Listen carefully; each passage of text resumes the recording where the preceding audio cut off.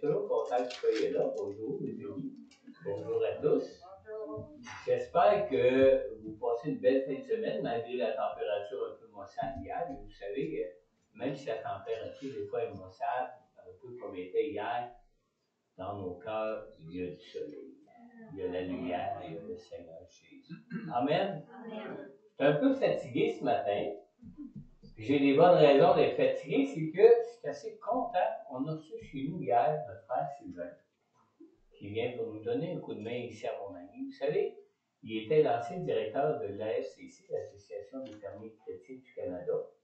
Et puis, en dehors d'être directeur de l'AFCC, il a fondé le ministère des Saintes Couleurs aussi en République dominicaine. Et au Rwanda par la suite, même après avoir été directeur des fermiers chrétiens du Canada, il a fondé aussi le ministère des Saintes Couleurs au Rwanda. Mais je vais l'inviter à se présenter lui-même à vous ce matin, et surtout pour les raisons pour lesquelles il se trouve ici avec nous à Montmagny. Amen. C'est bien si tu veux bien t'approcher.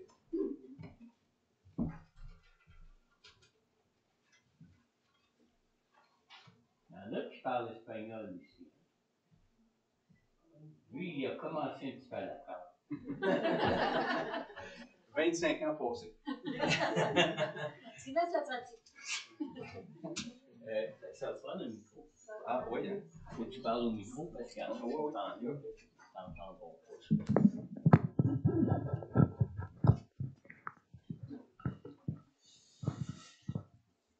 Bon matin. Vous m'entendez bien? OK. C'est moi qui ne s'entends pas. Ah, OK. Je m'entends mieux. Pour ceux qui n'ont jamais vu mon visage, François m'a présenté. Mon nom est Sylvain Couture et j'ai été directeur ici pour le Québec de l'Association des fermiers chrétiens du Canada pendant une dizaine d'années et pour le Québec. Et donc, je suis venu à quelques reprises ici à l'église à Montmagny pour présenter le ministère et organiser des campagnes d'évangélisation aussi dans la région. Il y a eu certains d'entre vous qui ont participé d'ailleurs à nos campagnes d'évangélisation. François et Sylvie ont participé à plusieurs reprises avec nous. Et donc, là, ici, ce matin, c'est une très, très grande parenthèse que je viens vous partager. C'est-à-dire que à partir de avril 2019 jusqu'à maintenant, ce matin, donc près de 4 ans, c'est une très grande parenthèse qui s'est passée dans ma vie. Et c'est ça que je veux vous partager en résumé. Donc, en avril 2019, ça faisait une dizaine d'années que j'étais responsable de ce ministère au Québec avec mon épouse Émilie. Et j'étais très épuisé, exténué, stressé. Et j'avais demandé au Seigneur au début de l'année 2019 un break. Et Dieu m'avait entendu, mais j'avais aucune idée de quelle façon qu'il était pour procéder. Et donc, suite à cet épuisement-là, ce stress-là, il s'est ajouté le départ de mon épouse. Et là, j'ai vraiment tombé aussi dans une dépression assez profonde. Et je me suis retiré du ministère. Et les 6 mois qui ont suivi, je me suis retrouvé dans une roulotte en plein bois à côté d'un étang avec un concert de Wawaron à tous les soirs. Et, et là, il est arrivé quelque chose de totalement inattendu dans ma vie, c'est que j'ai eu une porte ouverte pour l'Afrique. Et donc, vraiment, c'était extrêmement loin de ma pensée de me retrouver là-bas. Je ne pensais pas ça du tout. J'étais...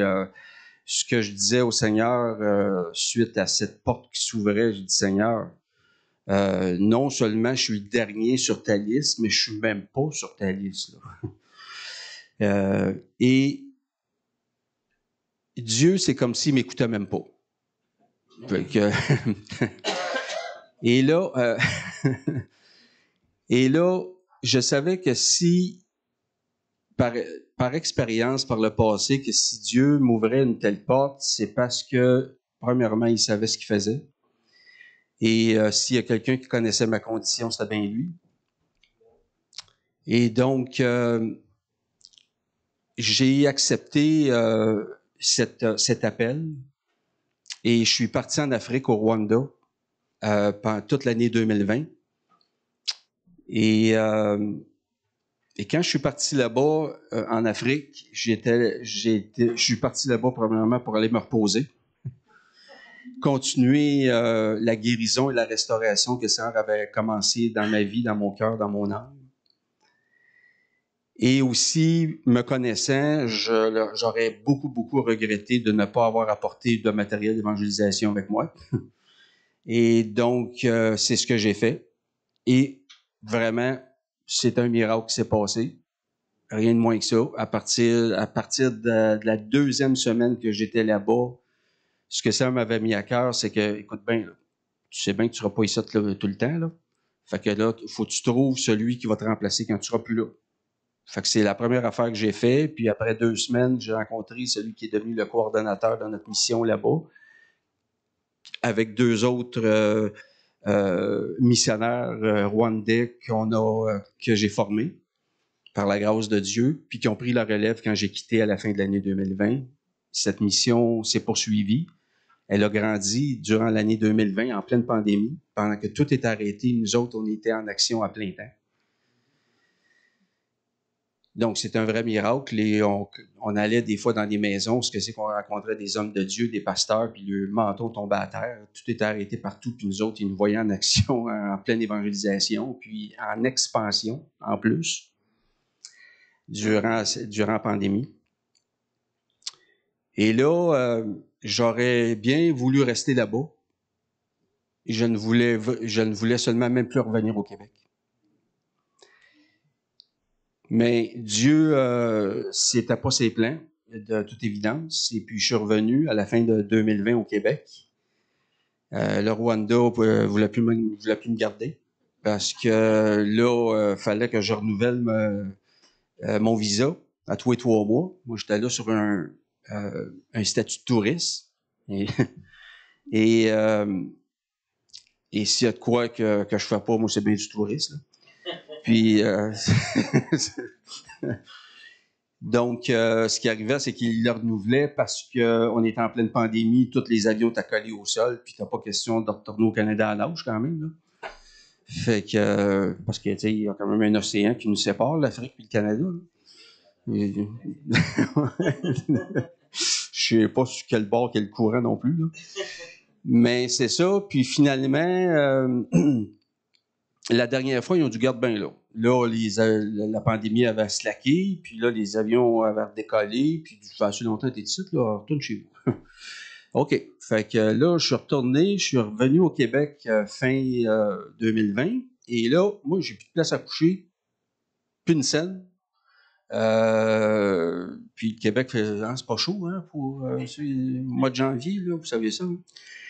Donc là, j'ai un couple d'amis qui m'a hébergé temporairement pendant à peu près 2 mois jusqu'à ce que je me trouve une place plus permanente à rester. Puis là, moi, j'avais aucune idée où aller. Là. J'avais pas de place à aller, pas une scène, aucun revenu qui rentrait. Fait que là, j'ai dit, Seigneur, là, tu vas me trouver une place. Là. Fait que faut que tu m'en trouves une.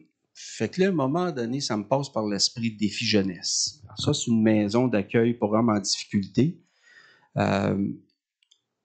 Et donc, j'ai contact et puis j'explique un petit peu ma situation. Moi, quand j'ai lu leur site web, je dis j'ai hâte à fitter là-dedans, moi, là. Les prérequis pour aller là-bas. Fait qu'ils ont dit ben oui, on a une place pour toi. Fait que je suis arrivé le 20 janvier 2021 à Défi Jeunesse jusqu'à hier. Et donc, là, depuis les derniers mois, les 3-4 derniers mois, je sentais là, que mon temps était pas mal terminé à Défi Jeunesse. J'avais passé le programme de Défi Jeunesse de 14 mois. Ensuite, l'autre année qui a suivi, pendant 12 mois, j'ai travaillé pour Défi Jeunesse et Moissonneurs solidaires, qui est une organisation qui vient en aide à donner des légumes à des banques alimentaires partout au Québec. Et donc, que c'est Défi Jeunesse qui gère. Alors, j'ai travaillé pour eux. Et durant tout ce temps-là, la restauration a continué dans ma vie, la guérison de mon cœur, de mon âme, de mon esprit.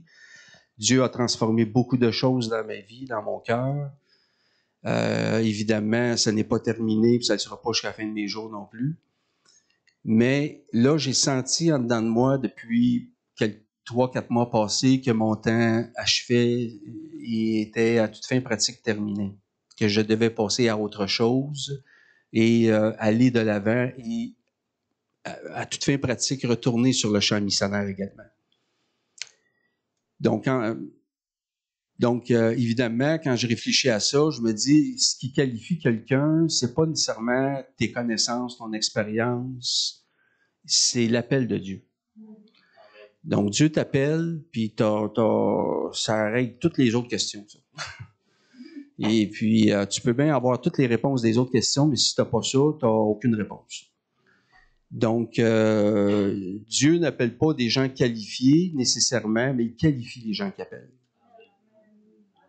Donc, c'est parce que moi, j'ai voulu faire toutes sortes d'affaires à part de faire ce que Dieu me voulait, là.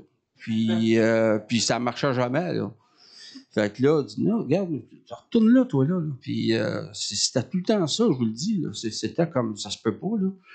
Puis, exemple, faire des recherches d'emploi. Moi, j'étais un travailleur, puis, il en demande-tu du monde pour travailler? Hein? Partout. Puis, les portes à tout le temps fermées. Puis, je comprenais, tu sais, la seule affaire que je comprenais, c'est que Dieu ne me voulait pas là. Il n'y avait pas aucune autre explication que ça. C'était même pas logique que je ne sois même pas engagé. Mais là, c'est parce qu'il me voulait, oui, mais pas n'importe où. Tu sais, puis, il voulait que je travaille, mais que je continue à travailler dans sa moisson. La moisson est grande, puis il y a peu d'ouvriers. Hein? Là aussi, il en manque de la job. En fait, nous recrutons, là, ça existe depuis 2000 ans, là, dans l'œuvre de Dieu. Là. C'est pas nouveau, ce bannière-là. Là, fait que c'est ça. Fait que là, je dis OK. J'ai pas question de dire non à Dieu. Et puis, il m'a trop donné de... Tu sais, ça se peut pas dire non à Dieu. Là. Tu sais, ça se peut, hein, mais ça se peut pas non plus. Et puis, donc voilà. Puis François, puis Sylvie, on se connaît depuis quelques années. Puis justement, au travers de l'Association des fermiers chrétiens du Canada, puis ils ont un don d'accueil que j'ai pas, personnellement. Je n'ai pas ce point-là. Là. Un don d'hospitalité divin. Et on s'était vus entre-temps. Ils sont venus me visiter quand j'étais à Défi Jeunesse. Et puis, donc, je les ai contactés pour leur dire que je croyais que mon temps était terminé. Puis que s'ils pensaient qu'il y avait une place pour moi, que je pourrais continuer ce que Dieu me demande de faire. Ils ont accepté. Donc, je suis arrivé chez eux hier. Et donc, je ne sais pas jusqu'à quand que je serai par ici. Je ne sais pas exactement ce que Dieu s'attend de moi non plus. Je parle vraiment précisément dans les détails. Mais là, je suis déjà en train de faire de quoi? Là? Je suis déjà en train de parler. On dirait ça. Là. Je pense à ça d'un coup. Là. Puis, donc,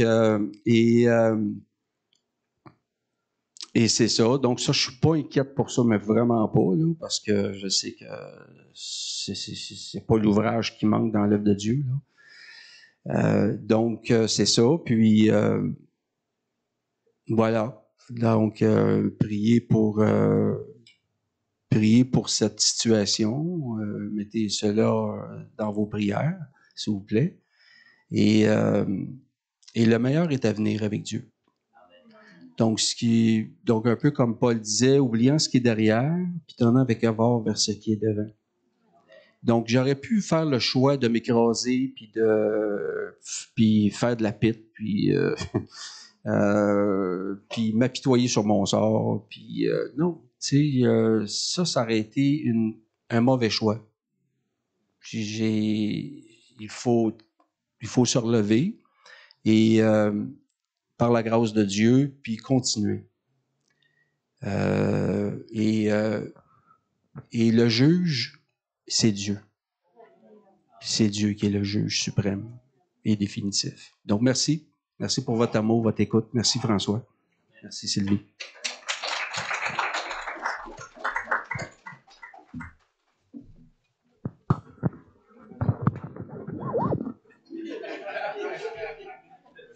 On a oublié un morceau.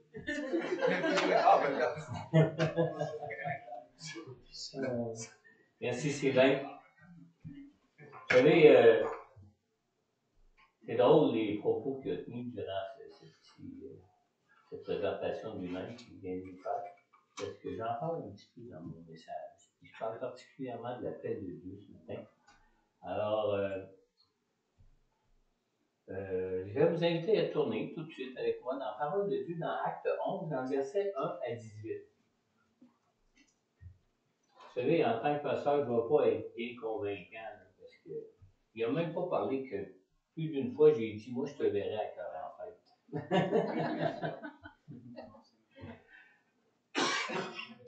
On voit que c'est un homme à qui Dieu parle directement. Hein? Vous savez que le Seigneur, moi, j'avais déjà, quand j'étais jeune chrétien, moi et mon épouse, on avait été entendre un ministère prophétique où ce que les gens, on les a déjà accueillis ici, même à mon ami, où ce que il pointait des gens dans la salle, puis il disait, ah, le Seigneur a une parole pour toi, puis il donnait une parole pour eux.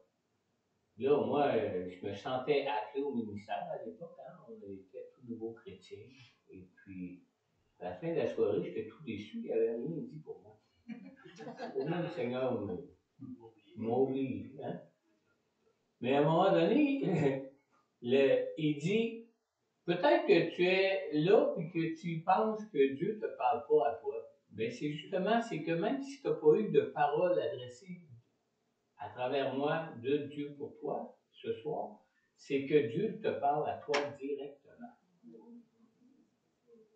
C'est drôle, hein, parce que cette semaine, je me rappelais ça justement, comment est-ce que le Seigneur nous avait dit qu'il nous parlait à nous directement. Puis effectivement, dans tous nos moves qu'on a pu faire dans notre vie concernant l'appel au ministère que Dieu pouvait avoir pour nous, ça a toujours été assez directement. Ou du moins, quand quelqu'un apportait quelque chose, on le savait déjà, parce que Dieu nous l'avait déjà parlé.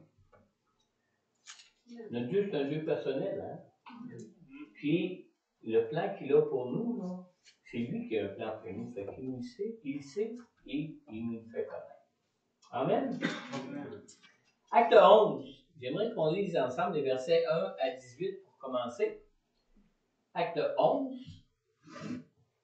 Les apôtres et les frères qui étaient en Judée apprirent que les non-juifs avaient eux aussi fait bon accueil à la parole de Dieu. Et lorsque Pierre monta à Jérusalem, ceux qui étaient circoncis lui adressèrent des reproches en disant, « Tu es entré chez des incirconcis et tu as mangé avec eux. » Alors Pierre se mit à leur exposer dans l'ordre tout ce qui s'était passé. Il dit, « J'étais dans la ville de Jaffa, et pendant que je priais, j'ai eu en extase une vision. Un objet qui ressemblait à une grande nappe attachée aux quatre coins descendait du ciel et venait jusqu'à moi. Je l'ai examiné attentivement, et j'ai vu les quadrupèdes de la terre, les bêtes sauvages et les reptiles, ainsi que les oiseaux du ciel. Puis, j'ai entendu une voix qui me disait, « Lève-toi, Pierre, tue et mange. » Mais J'ai dit, certainement pas, Seigneur, car jamais rien de souillé ni d'impur n'est entré dans ma bouche. Pour la deuxième fois, la voix s'est fait entendre du ciel. Ce que Dieu a déclaré pur, toi ne le considères pas comme impur. Cela est arrivé 3 fois, puis tout a été retiré dans le ciel. Et voilà qu'à l'instant même, 3 hommes envoyés de Césarée vers moi sont arrivés à la maison où j'étais. L'Esprit m'a dit de partir avec eux sans hésiter. Les 6 frères que voici m'ont accompagné et nous sommes entrés dans la maison de Corneille. Cet homme nous a raconté comment il avait vu l'ange se présenter à lui dans sa maison et lui dire « Envoie quelqu'un à Jaffa et fais venir Simon, surnommé Pierre.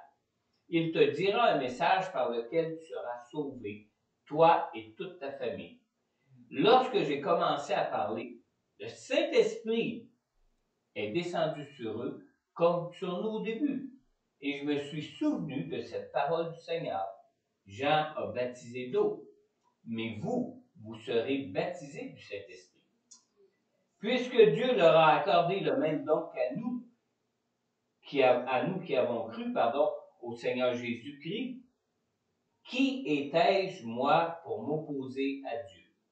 Après avoir entendu cela, ils se calmèrent et se mirent à célébrer la gloire de Dieu en disant, Dieu a donc aussi accordé aux non-juifs la possibilité de changer d'attitude afin d'avoir la vie.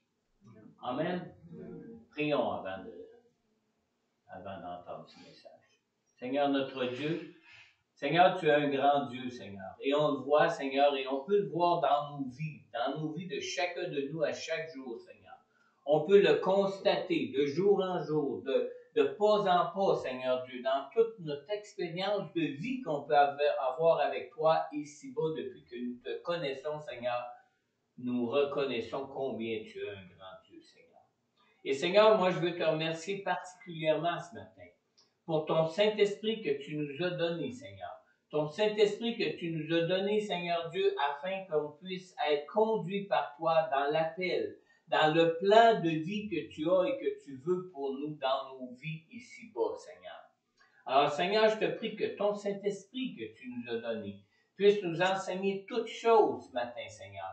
Que l'onction de ton Esprit réside sur chacun de ceux qui sont à l'écoute de ce message ce matin et à chacun de ceux qui vont écouter peut-être en différé ce message ce matin, Seigneur. Seigneur Dieu Tout-Puissant, que l'onction qui nous enseigne toutes choses, l'onction de la personne du Saint-Esprit de Dieu réside sur chacun de nous et nous conduit, Seigneur Dieu, dans la transformation que tu veux et dans la transformation que tu appelles pour nous dans nos vies, afin que nous puissions répondre pleinement au plan et à l'appel que tu as pour chacun de nous, Seigneur. Je te le demande, Père, dans le nom puissant de Jésus. Amen. Amen. Amen. Amen. J'ai intitulé mon message « Marcher par l'Esprit ». Vous l'avez-tu dit au début? Non. Alors, je vous dis. On vient de lire dans le verset 17 de Acte 11 qu'à Jérusalem, face aux reproches qu'on lui adressait, l'apôtre Pierre a dit « Puisque Dieu leur a accordé le même don qu'à nous, qui avons cru au Seigneur Jésus-Christ, qui étais-je, moi, pour m'opposer à Dieu? » Alors, vous savez, obéir au Saint-Esprit pour marcher dans le plan de Dieu pour nos vies n'est pas une chose qui nous est naturelle. C'est pas naturel, même quand on peut être baptisé du Saint-Esprit. Jésus avait dit à ses disciples, juste avant son départ, dans Jean 14, 26, il avait dit, « L'Esprit Saint, que le Père enverra en mon nom, vous enseignera toutes choses et vous rappellera tout ce que je vous ai dit. » Alors, recevoir du Saint-Esprit des révélations et entendre le Saint-Esprit nous parler, c'est une bonne chose. Mais encore faut-il qu'on lui obéisse. Amen. C'est bien beau de dire, je peux être rempli du Saint-Esprit. C'est bien beau de dire, j'entends le Saint-Esprit quand il parle. Mais est-ce que j'obéis à ce que le Saint-Esprit peut m'enseigner ou à ce que le Saint-Esprit peut me dire? Alors, même si nous sommes le temple du Saint-Esprit en Jésus Et même si nous vivons une bonne vie et que l'on croit en Dieu, nous demeurons souvent remplis de toutes sortes de préjugés, comme c'était le cas de Pierre, comme c'était le cas des Juifs qui étaient croyants aussi à Jérusalem dans l'histoire qu'on vient de vivre. Alors, pour arriver à nous transformer, nos préjugés sont souvent les plus grands obstacles que le Saint-Esprit peut rencontrer en nous. Dans l'histoire de la vision de la nappe, dans Acte 10, dans le verset 13 et 14, on lit, en passant, si vous pouvez prendre le temps chez vous à la maison, peut-être aujourd'hui ou cette semaine, lisez aussi tout le chapitre de Acte 10 qui concerne cette même histoire qu'on vient de lire dans Acte 11. Mais dans le verset 13 et 14 de Acte 10, on lit une voix que dit à Pierre, « Lève-toi, Pierre, tue et mange. » Mais Pierre dit, « Certainement pas, Seigneur, car je n'ai jamais rien mangé de souillé ni d'impur. » Alors, vous savez, on a appris dans une étude de la série « Votre expérience personnelle avec Dieu » qu'il y avait deux mots qui étaient incompatibles avec notre obéissance au plan de Dieu pour nos vies. Même Sylvain les a mentionnés tantôt. Ces deux mots-là sont « non, Seigneur ». Hein? On peut se dire qu'on est des enfants de Dieu et qu'on marche dans la volonté de Dieu en disant « non, Seigneur », c'est impossible. C'est vraiment impossible. Alors, avez-vous remarqué que c'est exactement ce que l'apôtre Pierre répond ici au Seigneur dans cette vision de la nappe? Lorsque la voix de Dieu lui dit « Pierre, tue et mange », Pierre a répondu « Certainement pas, Seigneur. » Hein? Pourtant, il entendait bien la voix. Pourtant, il avait bien eu la vision. Mais au lieu de répondre « Oui, Seigneur, Amen », Pierre répond « Certainement pas, Seigneur. » Alors, on voit que même si on dit que c'est impossible quand on est enfant de Dieu de dire non à Dieu, on le fait pareil. On le fait pareil. Pierre a dû avoir cette vision de Dieu par le Saint-Esprit jusqu'à 3 fois avant d'être capable de l'accepter. Jusqu'à 3 fois. Et même que Dieu a dû lui faire entendre sa voix 2 fois avant de pouvoir emmener Pierre à accepter ce que le Saint-Esprit lui révélait. Amen. Au verset 15 de Acte 10, on lit « À nouveau, pour la 2e fois, la voix lui parla. Ce que Dieu a déclaré pur, toi, ne le considère pas comme impur. » C'était assez clair comme révélation de Dieu pour lui, n'est-ce pas? Alors, s'il était difficile pour des croyants juifs d'abandonner leurs préjugés envers les non-juifs, il nous faut aussi nous rappeler que nous sommes pas très différents d'eux. On n'est pas vraiment différents d'eux. Même si on n'est pas des Juifs d'origine, qui ont fait partie du peuple de Dieu, comme l'ont fait partie les Juifs eux-mêmes, comme eux, nous avons tous des préjugés qui se sont forgés de notre pratique, notre ancienne pratique religieuse, judéo-chrétienne, si je peux dire, de notre ancienne vie. Et même si nous nous disions chrétiens, nous ne connaissions pas Dieu, ou même très peu Dieu, avant de vraiment le connaître en tant qu'enfant de Dieu. Pour les Juifs, les prescriptions de la loi de Moïse avaient fait place à toutes sortes de préjugés qui empêchaient les croyants d'origine juive de répondre à l'appel de Dieu pour eux. Dieu leur avait laissé un appel là, avant de monter au ciel. Dans Matthieu 28, 19, Jésus leur avait dit « Allez donc, faites de toutes les nations des disciples. » Mais, lorsque les disciples considéraient les paroles mêmes de Jésus, leurs préjugés les empêchaient de comprendre ce que les mots « faire de toutes les nations des disciples » signifiaient comme tel. Pour eux, à cause de leurs préjugés envers les non-juifs, les mots « toutes les nations » voulaient dire pour eux tous les Juifs qui étaient dispersés dans toutes les nations du monde, et non pas tout homme et toute femme de toutes les nations. Même si les paroles de Jésus étaient un appel clair du Seigneur à partager la bonne nouvelle du salut de Dieu en Jésus à tous les habitants de la terre, leurs convictions religieuses les empêchaient d'aller vers les non-juifs.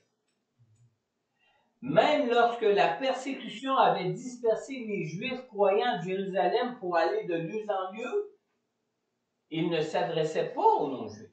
On lit dans Acte 11, au verset 19. Ce verset-là nous dit que ceux qui avaient été dispersés lors de la persécution survenue après la mort d'Étienne allèrent jusqu'en Phénicie, dans l'île de Chypre et à Antioche. Mais, écoutez bien ce qu'on dit ici, ils n'annonçaient la parole qu'aux Juifs, et non pas aux non-Juifs, non pas à toutes les nations. Amen. Vous savez, mon épouse Sylvie et moi, on est venus, Sylvie, c'est-à-dire mon épouse, est venue à Jésus avant moi. Hein? Ça, faut pas vous le dire. Hein? Et c'est son frère Régent qui avait été le premier à venir à Jésus dans leur famille, dans la famille de mon épouse, dans la famille de Sylvie. Et quand Régent, mon beau-frère, est venu à Jésus, le dernier qu'il imaginait parmi tous ses frères, parmi tous ses sœurs, parmi tous ses beaux-frères et ses belles-sœurs qui pourraient venir à Jésus, il imaginait que tout le monde pourrait venir, sauf moi. Vrai, hein? À cause de ses préjugés, Régent partageait la grâce du salut de Dieu en Jésus à toute sa famille, sauf à moi. Même mon épouse Sylvie, après avoir accepté Jésus avec son frère Régent, n'osait même pas m'en parler. Amen. On était mariés, pourtant, puis elle vivait dans la même maison que moi. Là. On couchait dans la même chambre, dans le même lit. Mais pour eux, c'était impossible qu'un gars comme moi accepte Jésus. On lit dans Romains 10, 14, la parole de Dieu nous dit « Mais comment donc feront-ils appel à celui en qui ils n'ont pas cru? Et comment croiront-ils en celui dont ils n'ont pas entendu parler? Et comment entendront-ils parler de lui si personne ne l'annonce? » Amen. Alors, à cause de leurs préjugés, personne de tous ceux de mon entourage n'osait jamais me parler de Jésus. Hein? Il faut oser parler de Jésus. Amen. On me voyait comme quelqu'un qui était tellement dans le monde qu'on n'osait même jamais me parler de Jésus. Alors, pour qu'on me parle de Jésus, le Seigneur a dû créer des circonstances particulières, comme il avait dû le faire, pour que les Juifs croyants aillent vers les non-Juifs. De la même façon qu'on peut lire dans Acte 10 et Acte 11. Mais le Seigneur a disposé des circonstances particulières pour que mon beau-frère Régent s'arrête pour un dîner à la maison avec mon épouse. Et que moi-même qui dînais jamais chez moi, que je me retrouve à la maison avec eux pour le dîner, ce même dîner-là. Hein? On sait que c'est la main de Dieu qui agit. Je ne raconterai pas les détails, mais vous pourrez poser la question à Sylvie, c'était vraiment un miracle. Mais, comme dans l'histoire de Corneille, c'est Dieu qui a mis la table, c'est Dieu qui a monté les couverts pour donner l'occasion à mon beau-frère Régent de me parler de Jésus. Oh, ben, vous savez, je n'ai pas reçu de visite d'un ange comme Corneille. Je ne vais pas vous faire d'idée là-dessus, hein. Je n'étais pas assez pieux pour ça. Ouais. Mais, vous êtes-vous déjà demandé pourquoi l'ange n'a pas lui-même parlé de Jésus à Corneille? Spécial, hein? Corneille qui était un homme pieux, priait le Seigneur, puis un ange est venu à lui. Puis c'est drôle, hein? L'ange n'a pas dit à Corneille la nouvelle du salut en Jésus, la bonne nouvelle du salut en Jésus. Non, l'ange a dit à Corneille, fais demander Simon-Pierre, qui est à Jaffa, de venir vers toi, puis lui va t'annoncer. Bizarre, hein? Pourquoi? Parce que c'est aux croyants de le faire. C'est à nous de le faire. C'est aux hommes et aux femmes qui connaissent la grâce de Dieu en Jésus que le Seigneur adresse son appel de partager l'Évangile. Comment un ange qui n'a pas expérimenté la grâce du salut en Jésus pourrait partager l'Évangile aussi bien que nous qui avons connu la grâce du pardon en Jésus, la bonne nouvelle du salut de Dieu que nous avons en Jésus. Amen. Et comme pour Pierre et pour les non-juifs à Jérusalem, le Seigneur est capable de faire de nous des pêcheurs d'hommes malgré nos préjugés. Hein? Dieu nous qualifie. Quand Dieu nous appelle, Dieu nous qualifie. Et Dieu nous appelle tous à devenir des pêcheurs d'hommes, et Dieu nous qualifie pour devenir des pêcheurs d'hommes. On le voit dans cette histoire-là. Mais le défi reste celui d'être à l'écoute du Saint-Esprit pour être conduit par Dieu dans la transformation que Dieu veut pour nous pour répondre à cet appel. Amen. Dans Acte 11, on a lu au verset 12, nous disons que Pierre a dit aux Juifs à Jérusalem, « L'Esprit m'a dit de partir avec eux sans hésiter. Les 6 frères que voici m'ont accompagné et nous sommes entrés dans la maison de Corneille. » Alors, lire la parole, c'est une chose essentielle. C'est essentiel pour être gardé dans la vérité. C'est essentiel pour reconnaître les anges de lumière qui peuvent chercher à nous détourner de Dieu. Alors, c'est essentiel de connaître la parole. Mais, être à l'écoute du Saint-Esprit est tout aussi essentiel pour être libéré de tous nos préjugés. Amen. Non pas de l'ennemi de nos vies ou des anges de lumière, mais de nous-mêmes, de nos propres préjugés. Alors, je vous rappelle ici le verset que nous avons lu de Jean 14, 26 qui dit, où ce que Jésus dit, « L'Esprit Saint que le Père enverra en mon nom vous enseignera toutes choses et vous rappellera tout ce que je vous ai dit. » Amen. Alors, le Saint-Esprit est la personne de Dieu qui est venu remplacer Jésus dans ce monde, dans nos vies, ici-bas, pour nous conduire comme Dieu le veut. C'est lui qui est là pour nous conduire, comme Jésus était là avec ses disciples pour les conduire et révéler le Père et les conduire dans la volonté du Père en toutes choses pour leur vie. Alors, le Saint-Esprit de Dieu agit de 2 façons pour nous conduire selon ce que Jésus nous dit dans ce verset. Premièrement, le Saint-Esprit nous enseigne toutes choses. Deuxièmement, le Saint-Esprit nous rappelle tout ce que Jésus a dit. Maintenant, suivez-moi bien. Lorsque le Saint-Esprit nous enseigne toutes choses, moi, je ne crois pas ici que Jésus parle des Écritures. C'est pas le Saint-Esprit qui nous enseigne les Écritures. On est capable de les lire, puis on les lit. Les Écritures, on les a, les Écritures. Je pense plutôt que, comme dans la vision d'Anna, que le Saint-Esprit nous enseigne des choses que nos préjugés nous empêchent de reconnaître du plan de Dieu pour nos vies.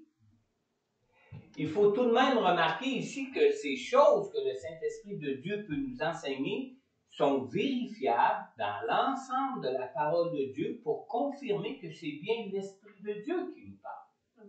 Vous me suivez bien, là? Alors, l'Esprit de Dieu, c'est l'Esprit de vérité. La Bible même nous dit. Jamais le Saint-Esprit ne pourra donc nous conduire, nous enseigner des choses contraires à la parole de Dieu. Et ces enseignements viennent détruire nos préjugés et non les vérités de Dieu. Amen. Ça veut dire, sans le Saint-Esprit qui nous enseignerait, là, on peut connaître la parole de Dieu comme les Juifs la connaissaient. On peut connaître la parole, l'appel de Dieu comme les Juifs aussi la connaissaient. Quand Jésus lui a dit « Allez, faites de toutes les nations des disciples », il savait cette parole-là. Il connaissait cet appel-là. Il savait que c'était la parole de Jésus qu'on a aujourd'hui dans la Bible, qui est la parole de Dieu. Mais leurs préjugés les empêchaient d'y obéir. Parce que leurs préjugés les empêchaient de voir dans cette parole-là de Dieu que d'aller faire de toutes les nations, c'était pas juste pour parler aux Juifs qui étaient répandus ou dispersés dans toutes les nations, mais de parler de la bonne nouvelle à toutes les nations. Alors, il n'y a pas juste la nation des Juifs dans le monde. Les autres nations forment ce monde où on parle de toutes les nations. Puis ça, c'est leur préjugé qui les empêchait de le voir. Amen. Alors, l'obstacle rencontré chez les Juifs croyants pour répondre à l'appel de Dieu de partager l'Évangile à toutes les créations n'était même pas un manque d'obéissance à Dieu. Parce que quand ils ont été même dispersés, après la persécution qui avait eu lieu contre Étienne, qui ont été dispersés jusque dans les nations, ils partageaient l'évangile de Dieu.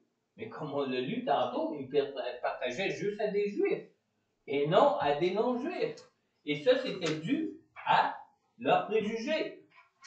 Les Juifs croyants répondaient déjà à l'appel du Seigneur, mais selon une compréhension qui était erronée à cause de leurs préjugés. Comme on l'a vu dans Actes 11, 19, qui dit « Ceux qui avaient été dispersés lors de la persécution survenue après la mort d'Étienne n'annonçaient la parole qu'aux Juifs. » Alors, vous savez, le Saint-Esprit de Dieu est tout-puissant pour faire de chacun de nous des témoins de l'Évangile.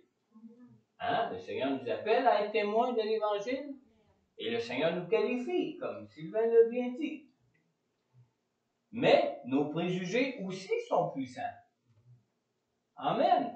Parce que même si Dieu peut nous parler, même si Dieu peut nous donner son Saint-Esprit pour nous conduire, nos préjugés peuvent même nous empêcher d'y obéir. Dans Acte 8, Jésus dit, « Vous recevrez une puissance lorsque le Saint-Esprit viendra sur vous et vous serez mes témoins à Jérusalem, dans toute la Judée, dans la Samarie et jusqu'aux extrémités de la terre. » Et probablement que les Juifs croyants se disaient, on est rendu jusqu'en Phénicie, on est rendu jusqu'à Antioche, on s'en va vers les nations, puis on évangélise comme le Seigneur nous l'a demandé. On est ses témoins comme le Seigneur nous l'a demandé. Mais il l'annonçait pas aux non-Juifs. Voyez-vous?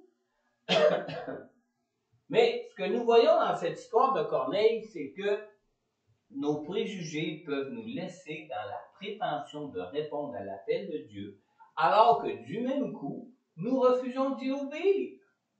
C'est ce que les Juifs croyants qui avaient été dispersés faisaient. Dans Acte 11:8, c'est ce que Pierre a fait lorsqu'il a dit en réponse à la voix de Dieu dans sa vision, « Certainement pas, Seigneur. » Parce que la vision ne concernait pas seulement le fait de pouvoir manger des animaux impurs ou ces choses-là. La preuve, c'est que sur le fait même, les envoyés de Corneille se présentaient à la porte et l'Esprit lui dit, « Va, il y a des hommes qui sont là à la porte, puis suis-les. » Amen. Fait que cette vision-là ne concernait pas juste les prescriptions alimentaires. Dans Acte 11, au verset 16, on a lu « Et je me suis souvenu de cette parole », Pierre il dit, « Et je me suis souvenu de cette parole du Seigneur. Jean a baptisé d'eau, mais vous, vous serez baptisés du Saint-Esprit. » Alors, le Saint-Esprit remplace Jésus dans ce monde, dans nos vies ici-bas, aussi en nous rappelant les paroles même de Jésus. Dans Acte 11, 15, Pierre dit de sa visite chez Corneille, « Lorsque j'ai commencé à parler, le Saint-Esprit est descendu sur eux, comme sur nous au début. » Alors, le Saint-Esprit nous enseigne directement, mais le Saint-Esprit nous enseigne aussi en utilisant la parole de Dieu, en nous rappelant les paroles mêmes de Jésus. Dans Jean 1, 14, la parole de Dieu nous dit, « Et la parole s'est faite homme, elle a habité parmi nous, pleine de grâce et de vérité, et nous avons contemplé sa gloire, une gloire comme celle du Fils unique venu de Dieu. » Alors, Jésus, on voit ici que Jésus est lui-même la parole qui est la lumière du monde pour nous éclairer, lui-même. Et l'histoire de la visite de Pierre chez Corneille nous montre comment nous avons besoin du Saint-Esprit pour bien comprendre l'appel que Dieu peut nous adresser. Le jour de la Pentecôte, vous savez, Pierre avait lui-même dit dans Acte 2, 17, « Dans les derniers jours, dit Dieu, je déverserai de mon esprit sur tout être humain. Vos fils et vos filles prophétiseront, vos jeunes gens auront des visions et vos vieillards auront des rêves. » Amen. Alors Pierre connaissait bien la parole de Dieu. Pour expliquer ce qui était en train de se passer le jour de la Pentecôte, au moment où les Juifs qui étaient venus de toute nation se demandaient qu'est-ce qui se passait parce qu'ils entendaient parler les disciples dans leur langue maternelle des nations d'où ils se trouvaient. Alors, Pierre lui a cité la parole pour démontrer que c'était l'accomplissement de la prophétie de Joël. Mais ce n'est que lorsque le Saint-Esprit lui rappelle la parole de Jésus que Pierre comprend que le Saint-Esprit n'était pas seulement pour les Juifs croyants.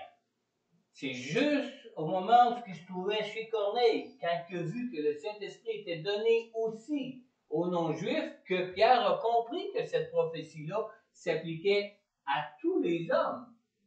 Tous les vieillards, tous les jeunes, tous ceux de n'importe où, de n'importe quelle nation dans le monde, pouvaient être remplis du Saint-Esprit. Alors, ce n'est que lorsque Pierre a vu que le Saint-Esprit était aussi descendu sur les gens de la maison de Corneille comme sur eux au jour de la Pentecôte, qu'il reconnaît que Dieu sauve aussi ceux que les Juifs considéraient comme indignes. Vous m'avez suivi jusque-là? Je ne veux pas tout répéter ça. On a donc besoin du Saint-Esprit pour nous rappeler la parole de Dieu, qui est essentielle pour ne pas mal interpréter l'appel que Dieu peut nous adresser. Amen. Dans Acte 11, dans le verset 9, la deuxième partie du verset, le Saint-Esprit avait dit à Pierre, « Ce que Dieu a déclaré pur, toi ne le considères pas comme impur. » La forme négative qu'on a dans cette phrase-là a vraiment une emphase qui est particulièrement négative. Vraiment une emphase qui est particulièrement négative. Ce qui veut dire que Pierre ne devait plus considérer quelque chose que Dieu déclarait pur comme étant impur. C'était clair, ça. Alors, Pierre était suffisamment à l'écoute du Saint-Esprit pour accepter cette parole comme venant de Dieu. Mais cette révélation de Dieu le laissait quand même perplexe. Ça, vous allez lire peut-être dans le chapitre 10, je ne me souviens pas si on l'a dans le chapitre 11. Mais Pierre avait donc aussi besoin de voir ce que cette vision pouvait aussi signifier, mais signifier d'une façon pratique. Pas juste dire Dieu m'a dit ceci, mais qu'est-ce que ça signifie pratiquement par rapport à l'appel que Dieu peut nous donner dans nos vies. Et ce n'est que lorsque les gens de la maison de Corneille ont été remplis du Saint-Esprit et que le Saint-Esprit lui a rappelé la parole de Jésus que Pierre en a compris vraiment l'application. Et l'application était quoi? Ah ben, Dieu ne sauve pas juste des Juifs croyants. Dieu sauve aussi des non-Juifs. Dieu sauve aussi des païens. Dieu sauve aussi des gens qu'on considère comme indignes de Dieu et donc indignes d'être sauvés par Dieu, de faire partie même de la famille de Dieu. Amen. Amen. Le Saint-Esprit de Dieu ne nous est pas donné pour augmenter nos connaissances, mais pour nous conduire à vivre de façon pratique l'appel que Dieu a pour nous dans nos vies. Pas juste en connaissance, dire « Ah, Dieu, il me montre des belles choses. » Oui, t'en fais quoi pour ta vie? L'application pratique, c'est le but de la parole de Dieu.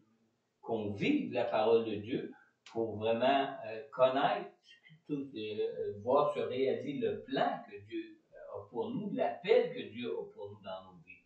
Le Saint-Esprit de Dieu ne nous est pas donné pour augmenter nos connaissances, mais pour nous conduire à vivre de façon pratique cet appel. Alors, Jésus n'est pas mort sur la croix simplement pour nous disposer à nous laisser, pour nous disposer à être enseignés des voies de Dieu pour nos vies. Hein? Il est mort de façon pratique à la croix. Il a souffert pour le vrai à la croix. Il est mort pour le vrai à la croix. Il a crié « Père, pourquoi m'as-tu abandonné pour le vrai à la croix? » Et non pas juste pour disposer nos cœurs à être à l'écoute de Dieu ou à être disposés à être enseignés de Dieu. Amen. Alors, même si nous connaissons la vérité, il nous faut aussi la mettre en pratique pour arriver à la vivre dans nos vies. Dans Jean 8:32, Jésus a dit, « Vous connaîtrez la vérité et la vérité vous rendra libre. » Et qu'est-ce que les Juifs lui ont répondu? « Au verset 33, les Juifs lui ont dit, « Nous sommes de la descendance d'Abraham. Nous n'avons jamais été esclaves de personne. Comment peux-tu dire, vous deviendrez libres? » Et Jésus, finalement, leur a dit, au verset 37, « Je sais que vous êtes la descendance d'Abraham. Pourtant, vous cherchez à me faire mourir, parce que ma parole ne pénètre pas en vous. » À connaître la parole, ça se passe là, mais ça doit descendre là. Amen. Ces Juifs avaient beau connaître la parole, mais bien la comprendre pour la mettre en pratique et la vivre comme Dieu nous appelle à le faire ne peut pas se faire par nous-mêmes. C'est là que le Saint-Esprit nous enseigne. C'est là où c'est important d'être à l'écoute du Saint-Esprit. C'est là que c'est important de marcher avec le Saint-Esprit. Sans le Saint-Esprit, pour enlever le voile de nos préjugés, le voile qui nous empêche de vivre comme Dieu le veut pour nous, notre connaissance ne sert à rien. Amen. Ce matin, alors que nous parlons de l'importance de l'Esprit de Dieu dans nos vies, ce matin, as-tu placé ta foi en Jésus pour être régénéré par le Saint-Esprit de Dieu, afin de pouvoir devenir enfant de Dieu? On lit dans Jean chapitre 3, dans le verset 5 à 6, Jésus a dit à Nicodème, « En vérité, je te le dis, à moins de naître d'eau et d'esprit, on ne peut entrer dans le royaume de Dieu. Ce qui est né de parents humains, c'est humain, mais ce qui est né de l'esprit est esprit. » Amen. Donc, ce matin, alors que nous nous tenons présentement dans la présence même de Dieu, si tu veux mettre ta foi en Jésus pour faire de lui ton sauveur, pour connaître une toute nouvelle relation avec Dieu par le Saint-Esprit, je t'invite simplement à adresser de tout ton cœur cette prière au Seigneur avec moi. Simplement courber la tête, simplement répéter sincèrement et avec foi cette prière dans ton cœur en l'adressant à Dieu en disant, « Père Céleste, je crois en ton amour pour moi et je crois que tu as envoyé dans ta grâce ton Fils Jésus pour payer pour moi la croix, le prix pour le pardon de mes péchés pour être réconcilié avec toi. Je reconnais que je suis sans force. Je reconnais que je n'ai aucune capacité pour arriver par moi-même à être digne d'être enfant de Dieu, d'être ton enfant, Père. Seigneur Jésus, je t'ouvre maintenant tout mon cœur et je te prie, Seigneur, de me donner ton Saint-Esprit, de me purifier de tout péché qui peut me rendre indigne de ta présence avec moi dans ma vie. Je te remercie, Père, pour cette grâce que tu m'as faite, d'avoir envoyé Jésus mourir à la croix pour moi et de m'envoyer ton Saint-Esprit pour connaître ta présence avec moi dans ta vie. Amen. Alors ce matin, si présentement tu écoutes ce message et que tu as adressé cette prière au Seigneur pour inviter Jésus dans ton cœur pour la première fois de ta vie ce matin, n'hésite pas à prendre contact, soit avec moi, soit avec Pasteur Corneille. En retour, on va pouvoir prier pour toi personnellement. On va pouvoir répondre à toutes tes questions sur Jésus, sur son pardon pour toi à la croix et surtout sur cette nouvelle relation d'amour avec Dieu pour ta vie par la personne du Saint-Esprit. Aussi, si peut-être tu es de ceux ou de celles qui avaient déjà fait cette prière auparavant dans votre vie, mais que tu éprouves des difficultés à entendre la voix de Dieu et à bien comprendre sa parole et son appel pour ta vie, je t'invite ce matin à te tourner vers le Seigneur, à lui demander de te rendre attentif et surtout te rendre obéissant au Saint-Esprit de Dieu qui est en toi. Alors, si tu écoutes ce message en ligne, je t'invite aussi à prendre contact avec moi ou avec Pasteur Corneille pour que nous puissions aussi prier pour toi, pour que tu arrives à entendre et à marcher avec le Saint-Esprit qui vit en toi. Amen. Amen. On va maintenant prendre la Sainte Seine. Je vais inviter mon épouse avec Michel-Ange aussi, oui, c'était posé.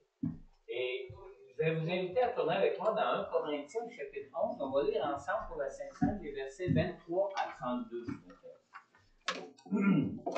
Et tout de suite après la Sainte Seine, ceux qui sont ici présents, qui peut-être avaient été touchés par l'un des deux appels que je vais faire ce matin, vous avancer pour que je puisse prier pour vous. Ou vous pourrez vous avancer aussi pour n'importe quel autre raison. Pour ce matin, ou ce que vous aimeriez. Amen. Alors, on est dans 1 Corinthiens, chapitre 11.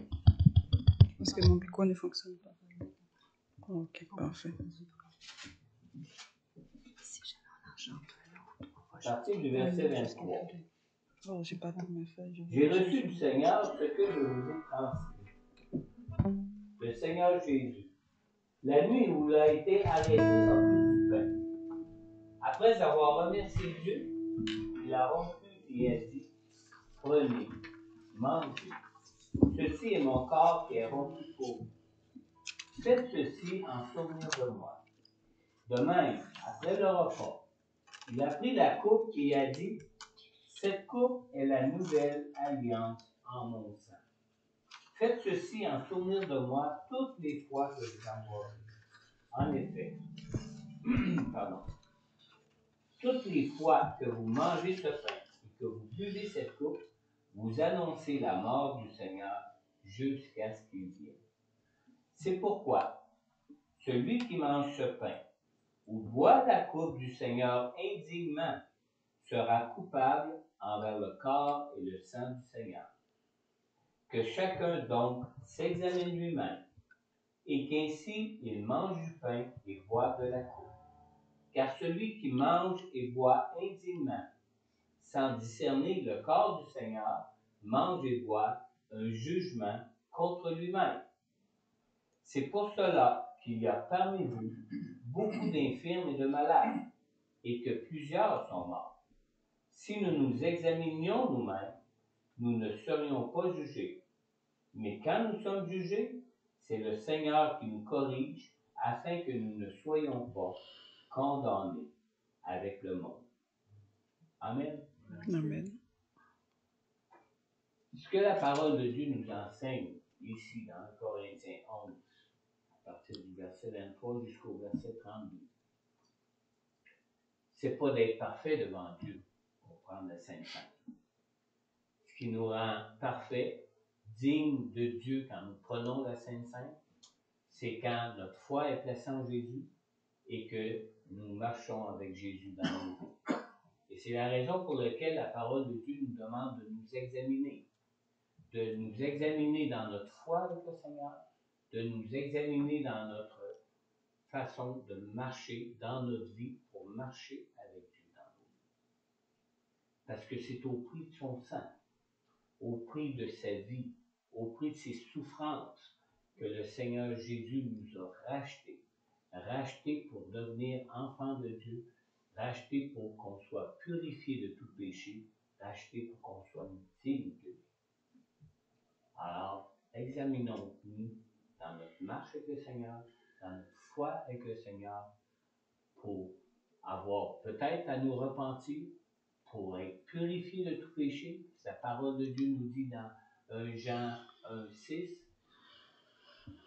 de confesser nos péchés et que Dieu est juste et fidèle pour nous les pardonner, et non seulement pour nous les pardonner, mais aussi pour nous les purifier. Et c'est la raison pour laquelle il nous manque de nous examiner. Dieu ne veut pas notre condamnation. Il ne veut pas qu'on soit condamné avec les pécheurs du monde qui refusent Dieu, qui refusent de croire en Dieu, qui se mettent eux-mêmes indignes. Dieu veut nous sauver. Et si nous-mêmes, nous demeurons tout en disant que nous croyons en Jésus et que nous ne marchons pas avec Jésus, Dieu doit nous corriger afin qu'on soit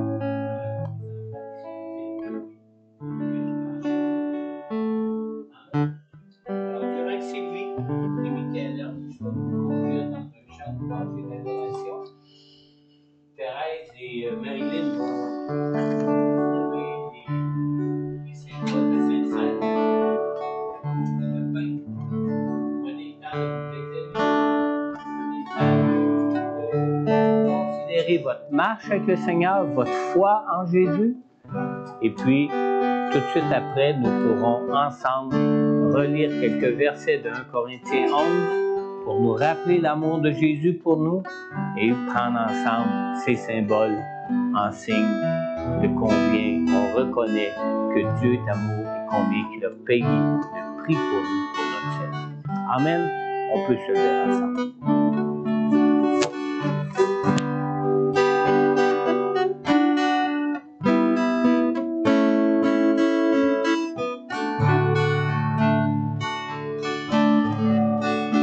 La nuit où tu fus livré du pain,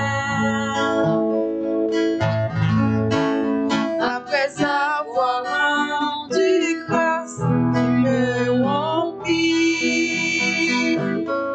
Ceci est mon corps, brisé pour vous. Quand vous le mangez, souvenez-vous, ceci est mon corps, brisé pour vous.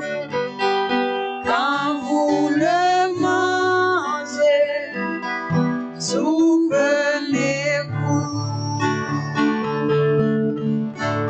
La nuit où tu fus livré, puis l'amour. Après avoir rendu grâce, tu l'as levé. Ceci est mon sang, versé pour vous.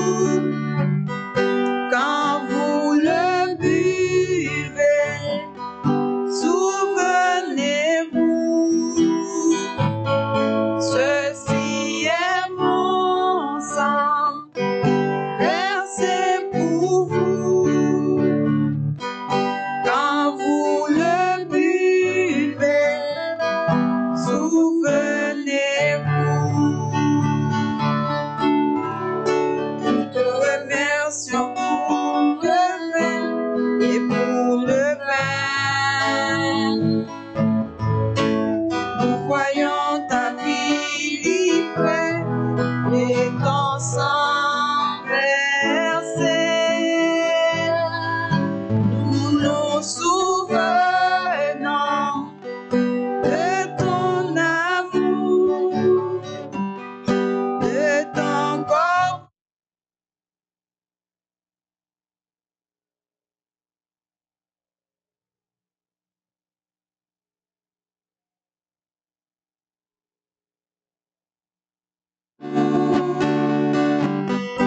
De ton corps brisé, ton sang versé.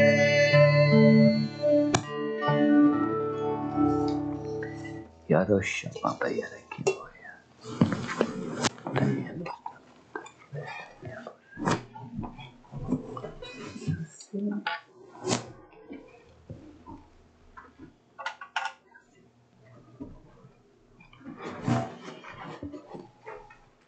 Vous allez en avoir un plein de souvenirs, hein? Votre coupe est pleine. Amen. Oui. Merci.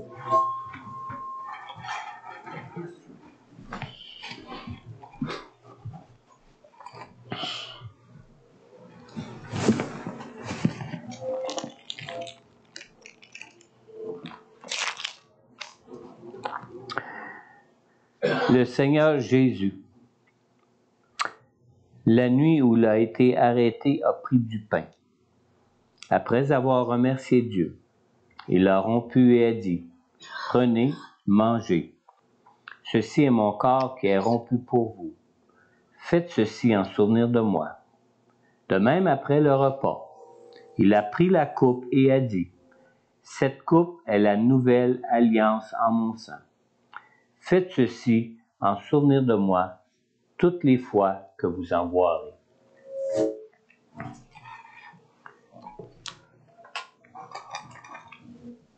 Je demandais à l'une de vous deux, ça peut être Michel-Ange comme Sylvie, si vous voulez rendre grâce pour ceux qui sont en ligne, qu'on entende, pour la vie de Jésus qui a été livrée dans son amour pour nous et son corps meurtri et brisé qui a été offert en sacrifice pour nous, pour le prix de notre achat.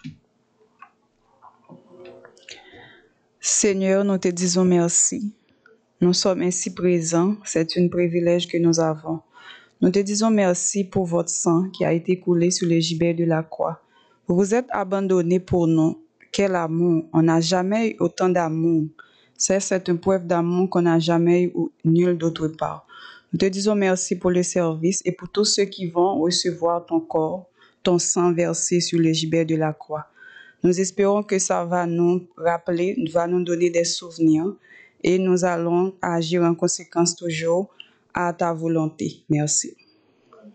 Amen. Buvons ensemble la coupe.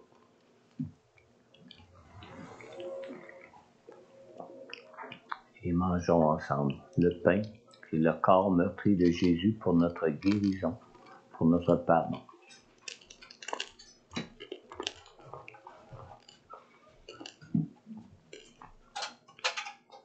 Amen. Sylvie et Michel-Ange vont nous conduire dans un dernier chant de louange et d'adoration.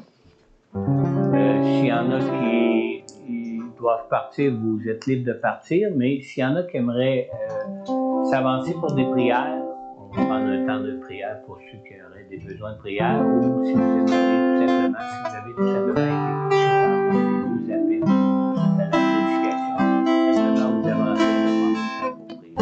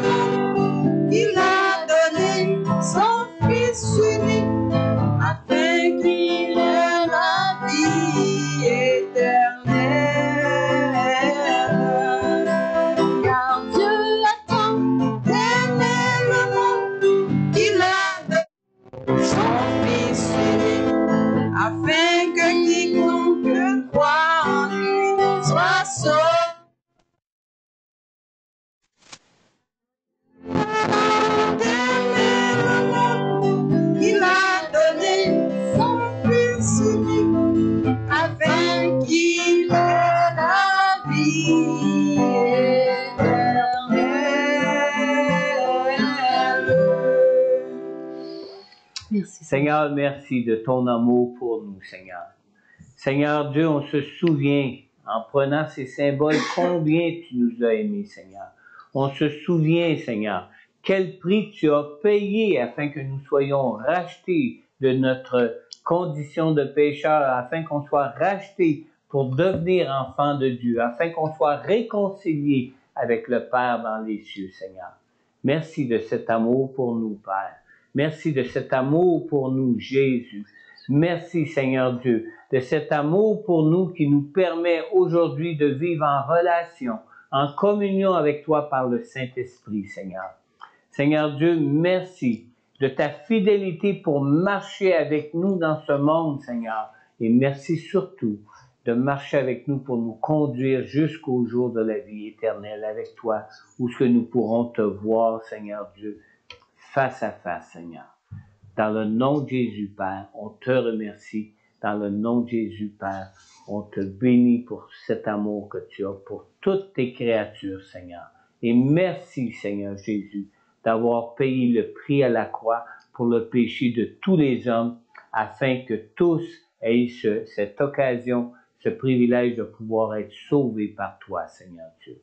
Convainc-nous, Seigneur Dieu, de notre besoin d'être sauvés, afin qu'on puisse, Seigneur, pleinement mettre notre foi en toi pour dépendre de toi et être sauvés par toi, Seigneur. Dans le nom puissant de Jésus, Père. Amen. Amen. Amen. Dieu vous bénisse. Bon dimanche. À dimanche prochain pour Pâques. Dimanche prochain pour Pâques, n'oubliez pas, on va avoir un repas agapé. Alors, si vous voulez participer au repas, il y a une liste de plats à préparer en arrière. Si vous voulez emmener d'autres sur la liste de plats à préparer en arrière, vous pouvez contacter Sylvie. Ah, ils mettent ce qu'ils veulent. Ah, vous pouvez mettre ce que vous voulez. Sylvie a donné sa permission. Et puis, on vous attend dimanche prochain. Vous pouvez inviter des amis. Il y a des cartons d'invitation sur la table à côté de la console ici en arrière pour inviter des amis. Dieu vous bénisse. Bon dimanche. Il me semble que ça avait déjà passé avec Oui, c'est beau. Merci beaucoup à Michel. Tu chantes très bien. le